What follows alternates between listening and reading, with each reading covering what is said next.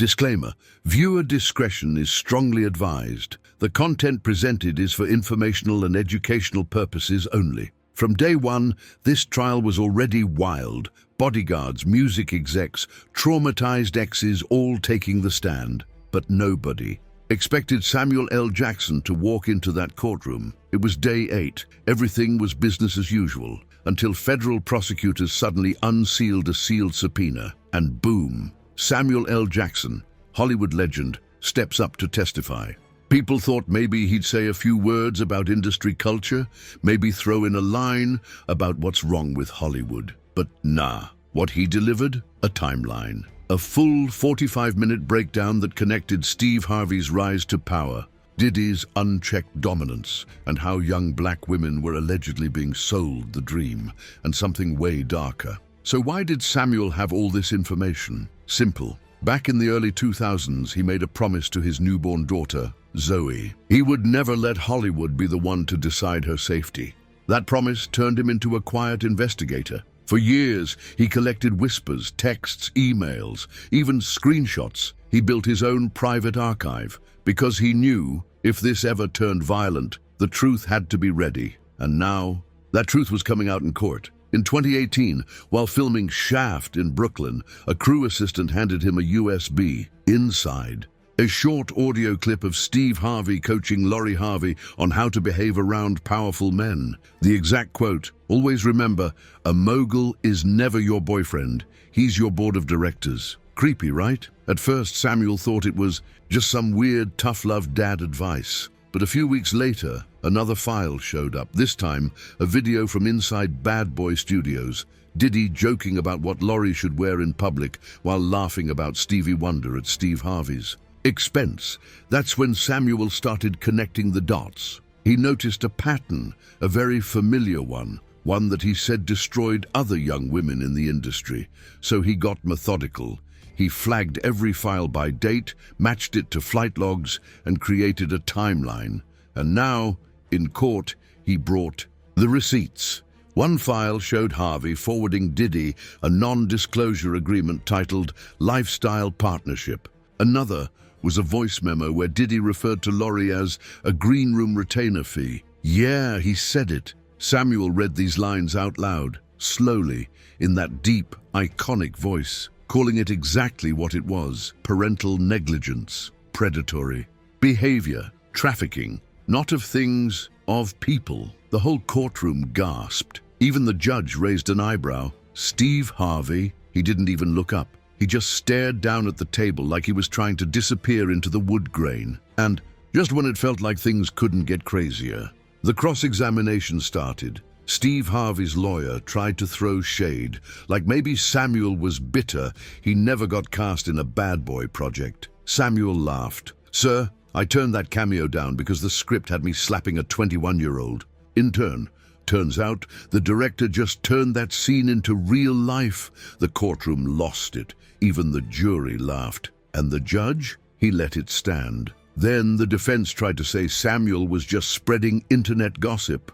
So Samuel dropped one last bomb, an encrypted signal chat, where a staffer from Steve Harvey's team bragged, "This Lori Puff link is gonna buy another decade of goodwill with the Family Man audience." Boom. The courtroom went dead silent. And just like that, the morning session was over.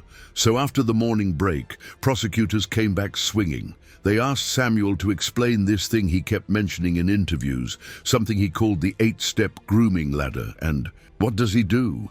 He pulls out this old leather notebook. He calls it the Red Ledger and says he's been writing in it since 1993, back when he was filming Jurassic Park. Yeah, that far back. The jury leans in. Everyone's holding their breath. And Samuel just calmly starts breaking it all down, step by step. Step 1, access through admiration. Basically, an older, powerful guy finds a young, talented girl, praises her publicly, makes her feel special, puts her on a pedestal.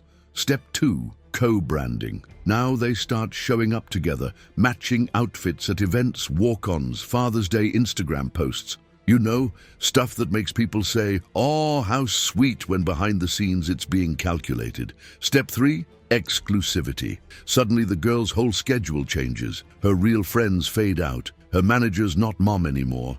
It's this new circle. And at that point, she's in. Now here's where it gets real. Samuel lines all these steps up with Lori Harvey's actual timeline. He starts with a 2017 radio segment. Steve Harvey goes on air and praises Diddy as the blueprint for black entrepreneurship. 6 weeks later, Lori's entire modeling schedule gets cleared so she can go work behind the scenes at Bad Boy in LA. That's step 2, co-branding. Then Samuel shows an email chain from Steve Harvey's assistant to Vogue Arabia asking them to cancel Lori's Dubai shoot because of, quote, family obligations. The prosecution called it the exclusivity clamp. But Samuel doesn't stop there. He goes way back, like 1995 back, before Lori was even born. And guess what? Steve Harvey's been in this orbit since then. According to Jackson, young Steve was making shady deals with Uptown Records, exchanging free stand-up gigs for softball interviews with hip-hop stars.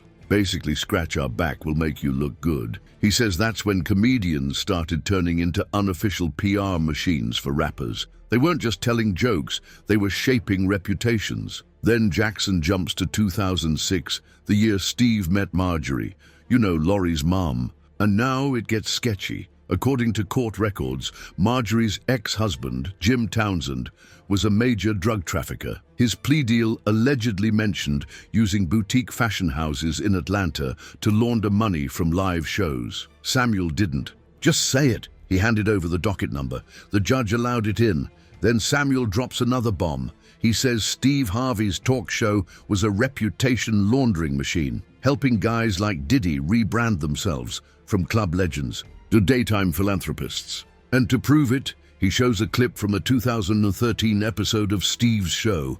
Diddy's on there promoting a charter school foundation, just days after TMZ caught him on video throwing a kettlebell at a UCLA coach.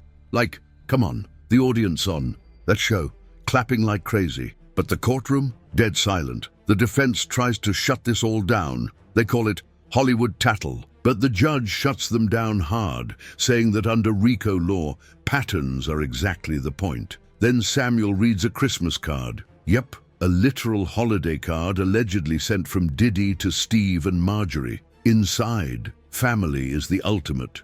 Brand alignment. Let's keep investing. Samuel looks up at the jury and just says, that's step 8. Full-scale monetization of bloodlines. Gasps. Again. The stenographer literally had to stop to reload paper because the courtroom was reacting so loud. But what came next? That shook the room in a way nothing else did. So after Samuel dropped that Christmas card quote and the whole courtroom was already reeling, he says, but that's not even the real. Then the lights go down. A screen drops behind the witness box. And Samuel? He's holding a remote.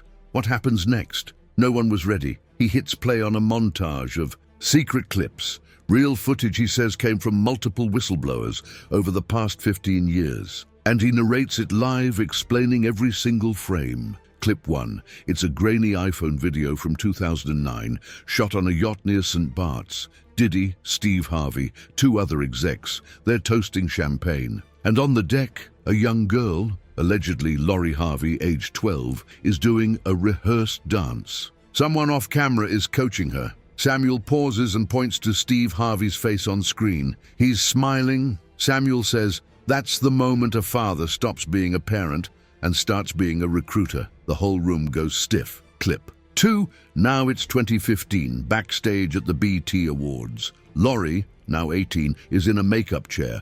A stylist whispers, Daddy says Puff will be here in 5. And Lori replies, okay, make me look older. Samuel tells the jury, this is step 5, forced maturity. Clip 3. This one's from 2019, a private penthouse kitchen in Soho.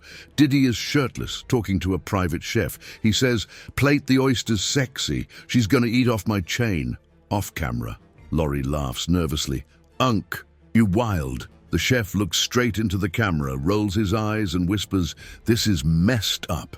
Samuel pauses the video and tells the jury, that chef resigned the next day and DM'd me after watching my UNCF speech about protecting daughters. And yeah, the chef submitted a sworn affidavit. That clip, it's now evidence. Clip 4, it cuts to Steve Harvey, but not the polished talk show version.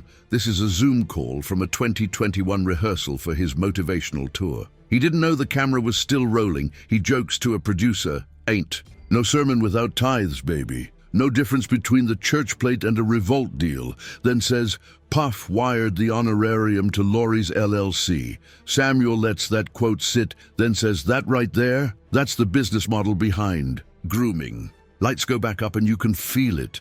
The air in that courtroom changes. Some jurors won't even look toward the defense table. Diddy's scribbling like crazy. Steve Harvey is sweating bullets. But Samuel's not done. He ends that part with a final gut punch, a sworn statement from his daughter, Zoe Jackson. She wasn't in court. Her words were filed under seal. But Samuel reads the key line out loud.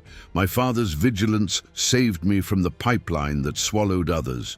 The defense scrambles, saying the videos could be fake. They question the clips, the timestamps, even suggest maybe Harvey was edited in or used as a hologram for a comedy sketch. I'm not kidding. The jury, stone-faced, not buying it. The government's digital forensics expert confirms it. Every file was real, pulled from separate devices spanning over 10 years. And just like that, the videos were admitted into evidence. Samuel steps down, but the room, it feels smaller, like every wall might have a hidden camera now. The vibe was, nobody's safe. Outside, protesters start chanting, "Protect black daughters." And behind closed doors, Steve Harvey's legal team. They are